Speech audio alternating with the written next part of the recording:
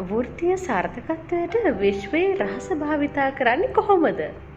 මේ රහස ගැන අද වෙනකොට බොහෝ දෙනෙක් ලෝකේ ගොඩක් කතා කරනවා. එක තමයි ඔයා ඉන්ටර්විව් එකකට ෆේස් කරන්න යනකොට අනිවාර්යයෙන්ම ඔයාට හොඳ අවබෝධයක් තියෙන්න ඕනේ. මොකද්ද ඔයාගේ ජොබ් රෝල් එක? මොකද්ද ඔයා ඉල්ලන පොසිෂන් එක? මොකද්ද ඒකට තියෙන නම?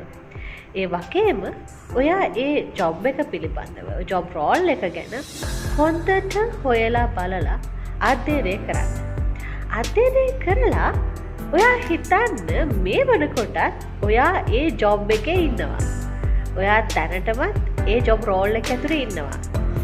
ඔයා ප්‍රොජෙක්ට් මැනේජර් කෙනෙක් කියන ජොබ් එකට ඉල්ලනවා කියන්නකෝ. එතකොට ඔයා දැන් හිතන්න විශ්වාස කරන්න ඔයා දැන් ප්‍රොජෙක්ට් මැනේජර් කෙනෙක් කියලා.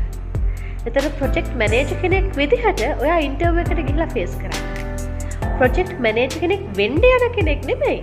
දැනටම ප්‍රොජෙක්ට් මැනේජර් කෙනෙක් වුණු කෙනෙක් විදිහට ඉන්ටර්විව් එකට ෆේස් කරන්න. සමහර විට ඔයා ෆ්‍රෙෂ් ග්‍රැජුවේට් කෙනෙක් වෙන්න පුළුවන්. ඒත් කමක් නැහැ. ඔයා යන ජොබ් රෝල් එක ඔයා දැනටමත් ඒ ජොබ් එකේ අත්දැකීම් සහිත පුද්ගලයෙක් වගේ කියලා හිතන්න. වගේ නෙමෙයි. එහෙම පුද්ගලයෙක් කියලා හිතන්න. ඒක ඔයාගේ ඇට මස් ලේ නහර ඇට මිතුරු මේ හැම තැනටම ජීර්ණය වෙන විදිහට ඒ තරම් මේ ගැන විශ්වාස කරන්න.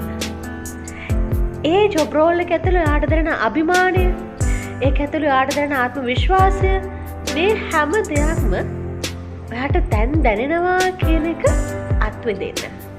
මේක මානසික ක්‍රියාවක්. හැබැයි මේක ලොකු ප්‍රතිඵලයක් තියෙනවා. මොකද මේ තුළ ඔයාගේ ආත්ම විශ්වාසය හදනවා. ඔයා සම්පූර්ණයෙන්ම ඒ ජොබ් එකට සුදුසුම පුද්ගලයා බවට පත් කරනවා. මොකද මනසින් හිතන දේ තමයි අපිව නිර්මාණය කරන්නේ. ඔයා මනසින් හිතන විදිහට ඔයාව හැඩ ගැහෙනවා. මනස තමයි ඔයාගේ බ්ලූ ප්‍රින්ට් එක. ඒ නිසා ඒ බ්ලූ ප්‍රින්ට් එක හරියට හදාගන්න. ඉතින් ඔය ඉන්ටර්විව් එකට ෆේස් කරන්න ඒ ජොබ් රෝල් එකේ ඔයා දැනටම ඉන්න කෙනෙක් විදිහට.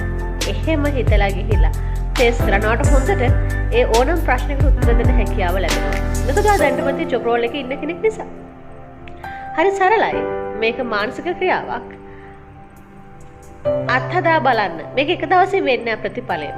ජොබ් එකට ඉන්ටර්විව් එකට සතියක් විතර තියාගෙන ඒ මුළු සතියම ඔය විදිහට හිතන්න. අනිවාර්යයෙන්ම ඉන්ටර්විව් එකේදී ඔයාට පුදුමාකාර ආත්ම විශ්වාසයකින් බොහොම හොඳට උත්තර දෙන්න පුළුවන් වෙනවා.